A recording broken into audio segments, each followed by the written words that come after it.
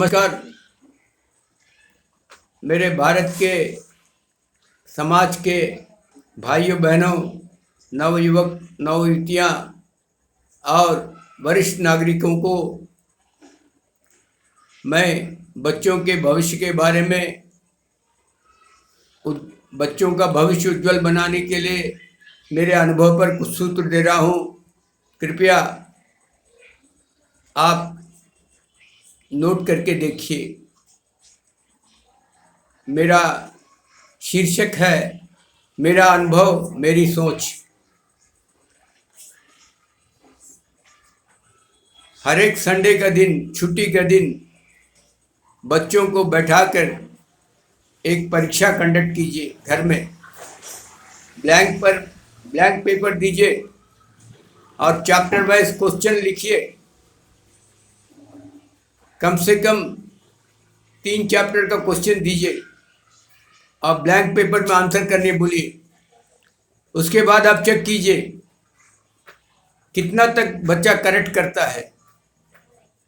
उसके बाद आप उसको मार्किंग कीजिए, पुरस्कृत कीजिए। अच्छा करने पर पुरस्कृत कीजिए, इंकरेज होगा। इस तरह हर एक विषय में चैप्टर वाइज आप घर में परीक्षा लीजिए। तो परीक्षा साल के अंत तक जब फाइनल परीक्षा आएगा, तब तक बच्चा परीक्षा में बैठने में, परीक्षा में लिखने में डर को महसूस नहीं करेगा। क्या होता है, एक साथ परीक्षा में बैठने पर बच्चा थोड़ा डर महसूस करता है, क्या लिखे क्या नहीं लिखे, कितना याद है। लेकिन आप प्रत्येक रविवार को अभ्यास कराइएगा तो उसको परीक्षा का डर नहीं रहेगा और रिवीजन होते रहेगा। उसका स्कोरिंग अच्छा हो जाएगा। अगर 30% स्कोर कर रहा है तो 40% हो जाएगा, 50% कर रहा है तो 60% हो जाएगा, 70% कर रहा है तो 80% हो जाएगा। इस तरह उसका स्कोरिंग अच्छा हो जाएगा। आप करके देखिए, एक्सपेरिमेंट करके देखिए। और बच्चा अच्छा करता है तो उसको इंकरेज कीजिए, डिस्करेज मत कीजिए। और एट द सेम टाइम बच्चे के सामने उसकी ज़्यादा प्रशंसा भी मत कीजिए। बच्चे के सामने उसको ज़्यादा प्रशंसा करने से उसमें एक अहंकार आ जाएगा। इस चीज़ से आप बच के चलिए। एक और सूत्र है, पिता की अनुमति के बगैर बच्चा को चोरी छिपे माता पैसा नहीं दे। इससे क्या होगा, बच्चा गलत रास्ते में खर्चा करेगा। इस पर सावधान रहना चाहिए। माया मोह में आके बच्चे को अलग से पैसा देना वो अच्छा नहीं है। हाँ, पिता और माता दोनों के अनुमति से अगर बच्चों को पैसा देते हैं कोई काम के लिए, वो अच्छा है। लेकिन चोरी चुपचाप देना वो उसको बिगाड़ने का काम होगा। एक और बात है, माता पिता स्कूल के टीचर से संपर्क में रहे कभी कभी। इससे क्या होगा, बच्चा का परफॉर्मेंस आप नोट करते रहेंगे और बच्चा को भी एक लेटेंट सतर्कता रहेगा कि हाँ, हमारे माता पिता स्कूल के टीचर से कनेक्टेड रहते हैं, हम किसी तरह का नेग्लिजेंस नहीं करेंगे। ये बच्चे के मनोभाव में रहेगा। और माया मोह के चक्कर में आके कोई बच्चा मोटरसाइकिल में आता है तो आप अपना बच्चा को मोटरसाइकिल खरीद के मत दीजिए। बच्चा तो जिद करेगा, लेकिन जब तक बच्चा मैच्योर नहीं होता है उसको ये सब सुख सुविधा की वस्तुएं देना ये आत्मघाती हो सकता है। इसीलिए मेरे प्यारे दोस्तों, इस चीज़ से बहुत सतर्क रहिए। बच्चा का भविष्य के लिए बहुत कुछ सोचना पड़ता है माता पिता को। अचानक बच्चा सफल नहीं हो जाता है। पिता का कर्तव्य है एक खास समय पर घर में पहुंच जाए। पिता सुबह निकल गया, रात को लेट से आया, तब तक बच्चा सोया हुआ है, ऐसा मत कीजिए। बच्चा जब पढ़ता है तो पिता बगल में बैठे, माता पढ़ाती है या कोई भी पढ़ाता है तो कम से कम पिता बगल में बैठे। इससे क्या होगा, बच्चा को एक सेटिस्फेक्शन रहेगा, हाँ हमारे पिताजी बगल में हैं। तो ये बहुत ज़रूरी है। ऐसा नहीं कि हम लेट से आए, अपना मन मुताबिक आए घर, ऐसा नहीं चलेगा। You have to be present in the house at a certain time. और जितना आप सतर्क हैं उसके पढ़ाई के पीछे, और जितना उसके पीछे आप ध्यान देते हैं, साथ साथ उसका मनोरंजन के लिए भी आपको ध्यान देना पड़ेगा।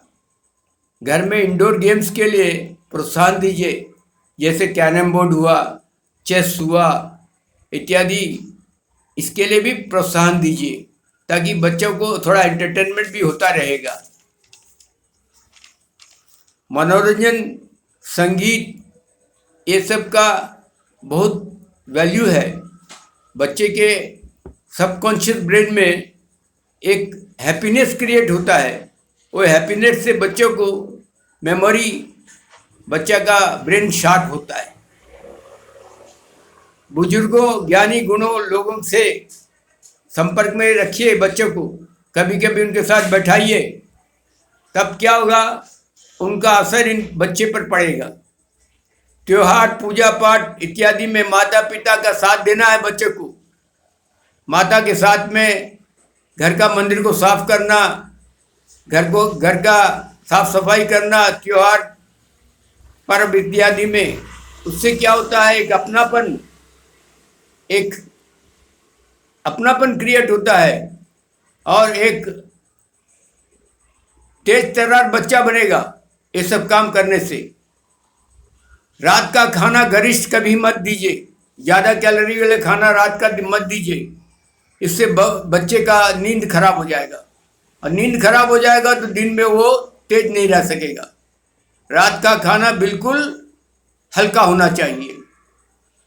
बच्चा अगर अकेला रहता है तो उसको अकेला रहने मत दीजिए, सबके साथ मिलजुल कर एक्टिव रहना है, ये भी ध्यान दीजिए। घर में दीवारों पर चरित्रवान व्यक्तियों का फोटो रखिए। एक फोटो 10,000 शब्दों का बराबर है। जैसे मदर तेरेसा का हुआ, महात्मा बुद्ध का हुआ, सरदार वल्लभ भाई पटेल का हुआ, इन सब महापुरुषों का फोटो रखने से क्या होगा, उनको एक इंस्पिरेशन मिलेगा उनकी जिंदगी से। लोक व्यवहार, बच्चों को, जैसे घर में पोस्टमैन आता है, घर में काम करने वाले आते हैं, उनके साथ कैसा व्यवहार करना है, ये भी बच्चों के लिए जरूरी है। बच्चे का आहार जो है बच्चे को सुस्त और तेज बनाता है। अगर आहार ठीक नहीं है तो बच्चा सुस्त रहेगा। ज़्यादा आहार, ज़्यादा आराम बच्चे को डल बना देगा। इस पर हमको ध्यान देना है। ये जो आधुनिक मोबाइल, आधुनिक लैपटॉप, इस सब पर ज़्यादा समय बिताने मत दीजिए। बाल्यकाल अमूल्य समय होता है। इस अमूल्य समय का अच्छा से उपयोग करवाना है।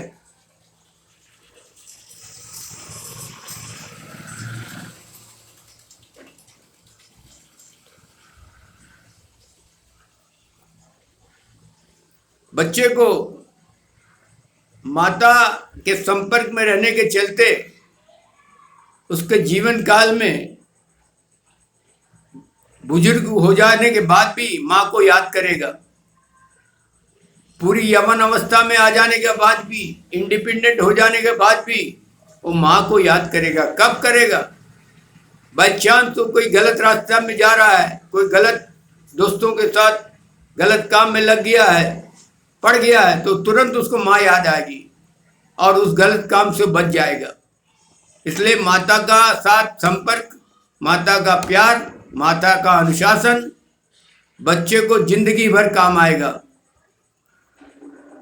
बच्चा जितना भी बूढ़ा हो जाए, लेकिन एक समय आएगा वो बोलेगा हमारी माँ हमको कंघी करके स्कूल बैग हाथ में दे के कपड़ा पहना के स्कूल भेजती थी, ये वो याद रखेगा और ये याददाश्त थी उसको जीवन सफल बनाएगा, उसका जीवन सफल बनाएगा।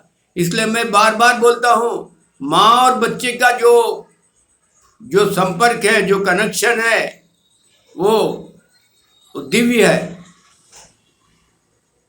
वो जो है पैदाइशी है, उसको कोई रोक नहीं सकता। ये पवित्र बंधन है माँ और बच्चे का। इस बंधन को हमेशा आप बरकरार रखिए, बच्चे भी बरकरार रखें और माँ भी बरकरार रखें और पिता इसके लिए इनकरेज करें। जय गुरु, जय भारत।